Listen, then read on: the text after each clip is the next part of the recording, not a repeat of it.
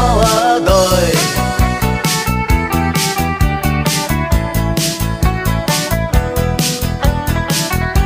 Боец молодой.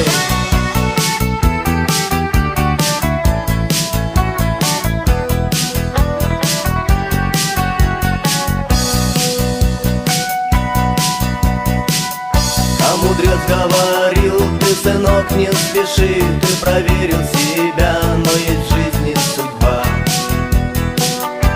Она беспощадна.